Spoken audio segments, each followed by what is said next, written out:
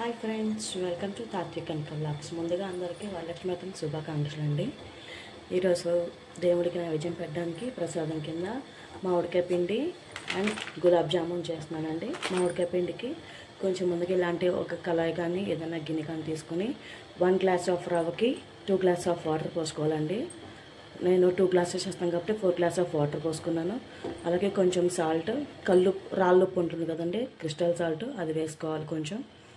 అలాగే కొంచెం పసుపు, కొంచెం నూనె. ఇది మరిగిన తర్వాత మనం 2 గ్లాసెస్ ఆఫ్ రవ్వ పోసుకోవాలండి. ఇందులో నేను ఈ గ్లాస్తో వాటర్ తీసుకున్నానండి, అలాగే ఈ గ్లాస్తో రవ్వ పోసుకోవాలి. 2 గ్లాస్ ఆఫ్ రవ్వ తీసుకున్నాను కాబట్టి 4 గ్లాస్ ఆఫ్ వాటర్ పోసుకున్నాను. ఇది మరిగిన తర్వాత రవ్వ వేసుకొని ఇక్కడ కుక్కర్లో పెట్టా కదండి, కుక్కర్లో వాటర్ పోసుకొని కొంచెం కింద వాటర్ పోసుకొని ఈ గిన్నె అందులో పెట్టేసి మూత పెట్టేసి కుక్కర్ విజిల్స్ ఒక 3 to 4 విజిల్స్ రానివ్వాలండి. ఈలోపు మనం గులాబ్ జామ్ పిండి కలుపుకుందాము.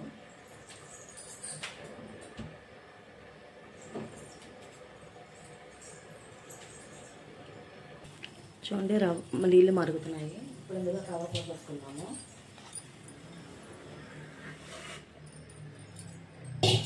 వేసుకొని ఒకసారి కలిపేసి కుక్కర్లో పెట్టేసుకుందాం. అంటే కుక్కర్లో అయితే త్వరగా అవుతుంది, విడిగా కూడా ఉడకబెట్టుకోవచ్చు దీన్ని. కాకపోతే కుక్కర్లో అయితే ఇంకా కొంచెం త్వరగా అవుతుంది. అందుకని దీన్ని స్టవ్ ఆఫ్ చేసి దీన్ని ఇప్పుడు కుక్కర్లో పెట్టేద్దాం. చూడండి, ఇలా కుక్కర్లో పెట్టేసి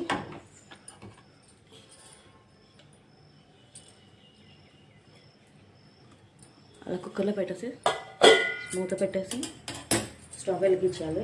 స్టవ్ వెలిగించేసాను. ఒక 3 to 4 విజిల్స్ రానివ్వాలండి. ఇప్పుడు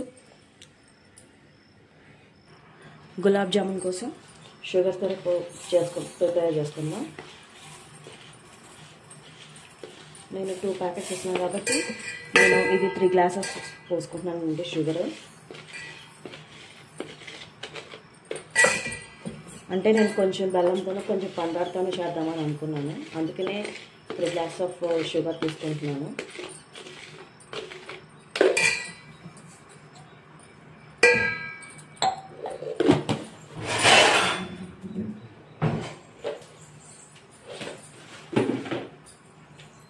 ఇప్పుడు ఇందులో 3 గ్లాస్ ఆఫ్ వాటర్ పోసుకోవాలండి.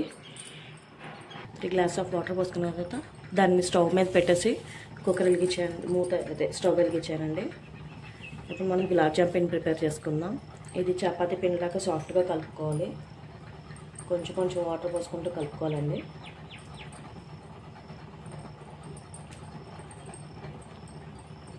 వాటర్ ఎక్కువైతే కష్టం అండి, ఇది పలుచగా అయిపోతుంది.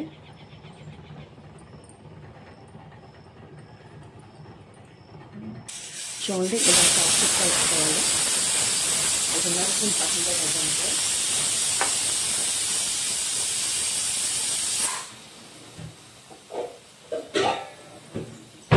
పక్కన పెట్టి స్మూత్ పెట్టేద్దాం. అలాగే కొంచెం బెల్లంతో చేస్తామని చెప్పారు కదా, దానికోసం బెల్లం పాకం పట్టుకున్నాము.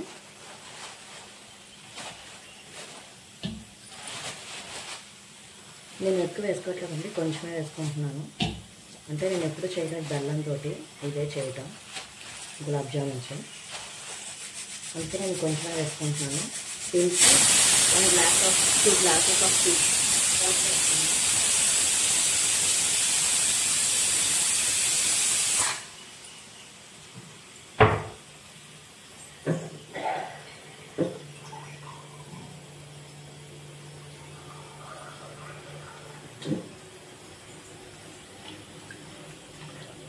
దీన్ని స్టవ్లో పెట్టి వదిలిద్దాము.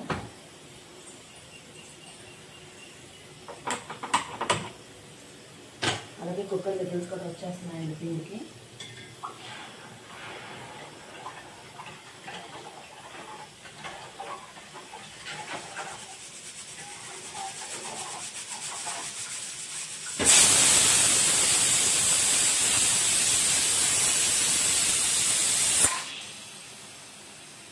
గులాబ్ జామ్ సిరప్స్లో కొంచెం ఇలాచీ పౌడర్ వేస్తున్నానండి. రెండిట్లోనే వేసుకోవాలి, స్మెల్ బాగా వస్తుంది. అప్పుడు టేస్ట్ కూడా బాగుంటుంది. ఇది కొంచెం మరగాలంటే కుట్టుకుతా అంటే కొంచెం ఉడుకుతున్నట్టు వస్తుంది కదా, ఆ టైప్లో రావాలి.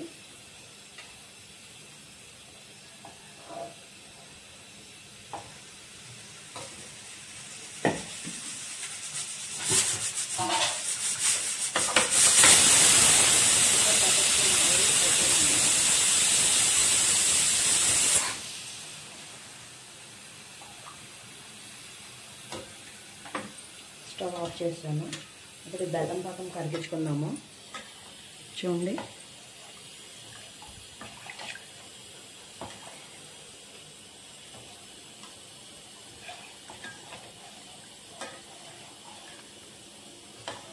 ఫుల్గా కరిగిపోవాలండి బెల్లం.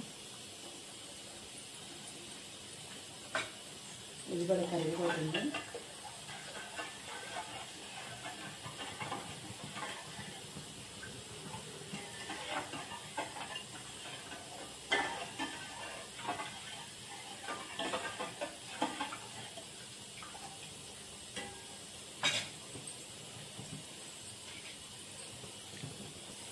ఇది బెల్లం పాకం కరిగిపోయింది.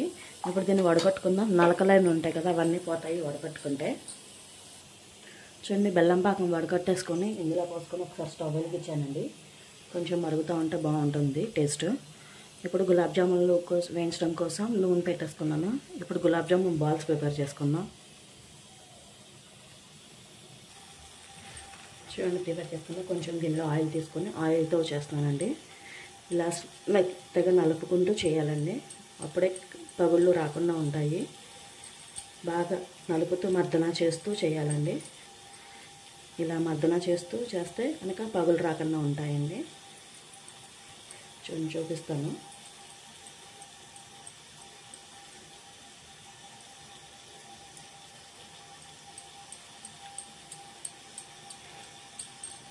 చూడండి, ఇలాగే మొత్తం అన్నీ చేసుకోవాలి.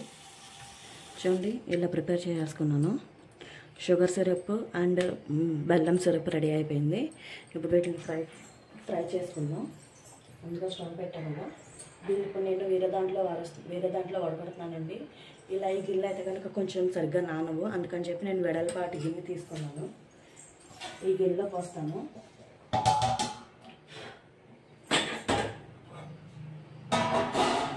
దీనికి స్టవ్ ఆఫ్ చేసేసి ఈ బెల్లం సిరప్ అంతా వేరే దాంట్లో పోసుకోవాలి.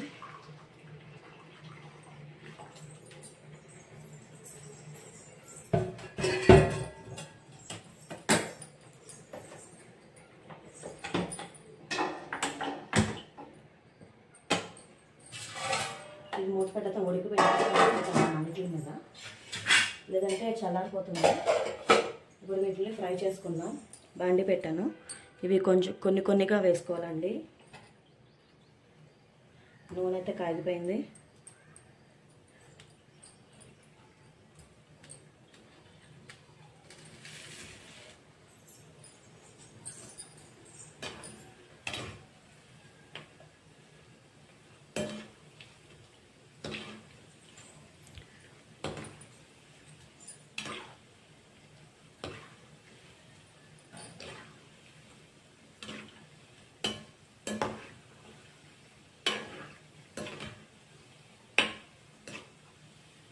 ఇవి కొంచెం గోల్డెన్ కలర్ వచ్చేంత వరకు వేయించాలండి.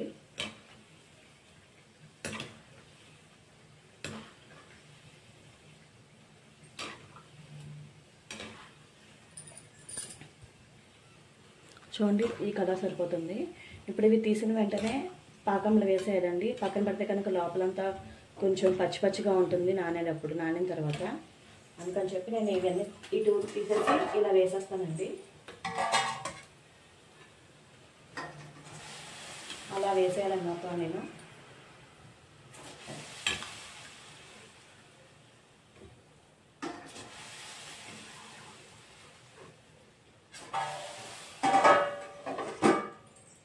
అలాగే మిగతా బాల్స్ కూడా ఫ్రై చేసుకోవాలి.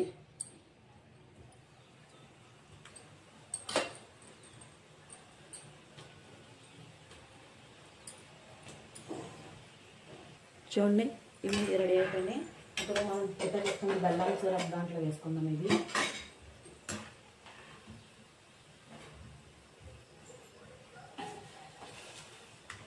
బెల్లంతో ఎప్పుడు చేయలేదండి, ఇదే ఫస్ట్ టైం చేయటం. ప్రిపేర్ అయిన తర్వాత ఎలా ఉందో చెప్తాను, మీరు కూడా రెడీ ప్రిపేర్ చేసుకుంది. కానీ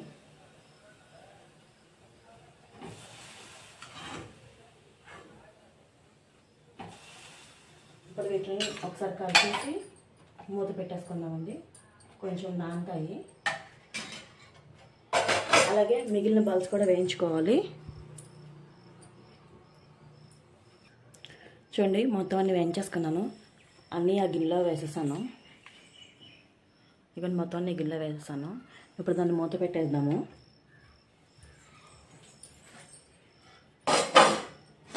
ఇప్పుడు మనం స్వీట్ అయిపోయిందండి. ఇప్పుడు హాట్కి తాలింపు వేసుకుందాం.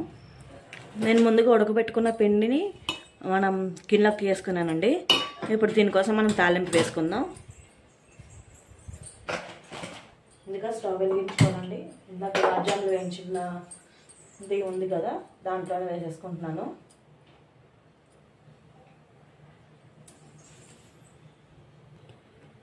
చూడండి, నూనె కాగిపోయింది. మనం ముందుగా తీసుకున్న పల్లీలు, అలాగే పచ్చిశనగపప్పు వేసుకుందాం. వేయించుకుని కొంచెం కలర్ రావాలండి ఇవి.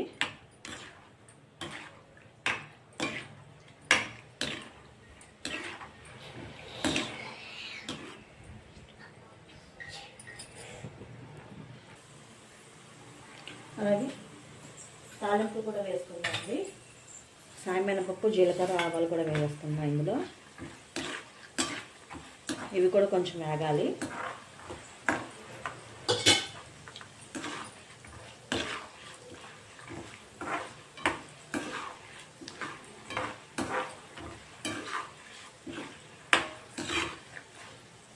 అలాగే జీడిపప్పు కూడా వేసుకున్నాను.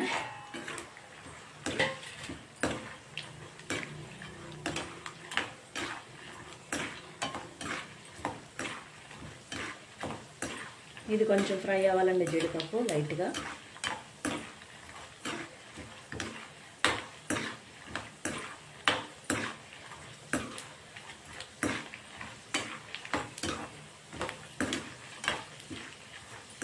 వేగిపోయిందండి. ఇప్పుడు పచ్చిమిరపకాయలు, ఎండుమిరపకాయలు వేసుకుందామండి.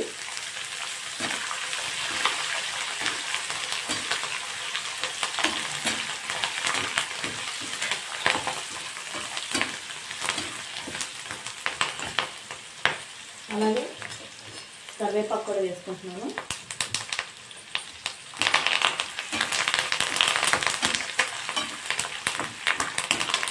కరివేపాకు వేసినప్పుడు జాగ్రత్త అండి, చెట్పట్లు ఆడుతుంది. కరివేపాకు వేసిన తర్వాత కొంచెం జాగ్రత్తగా వేసుకోండి. అలాగే కొత్తిమీర అండి, నేను కొంచెం పచ్చిది వేస్తున్నాను, కొంచెం ఏమో ఇందులో ఫ్రై చేస్తున్నాను. మీకు ఎలాకంటే అలా వేసుకోవచ్చు.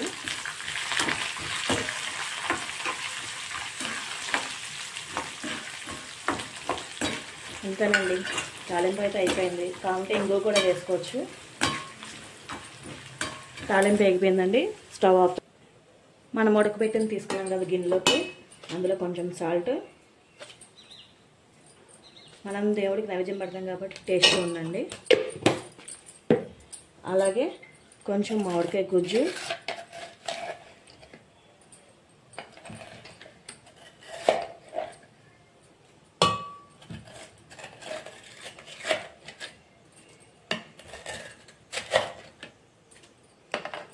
అలాగే మనం ముందుగా తాలింపు వేసుకున్నాం కదా, ఆ తాలింపును కూడా వేసేసుకుందాం.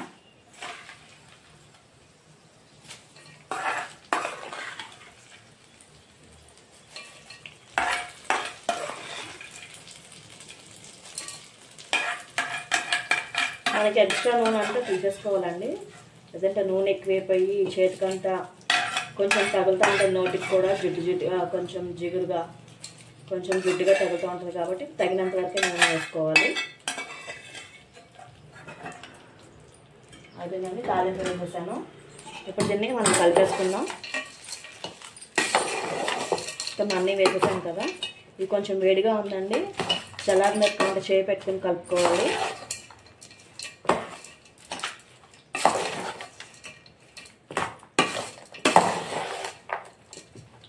ఇప్పుడు మనం పచ్చిది కొంచెం కొత్తిమీర ఉంచుకున్నాం కదా, దాన్ని వేసేసుకుందాం.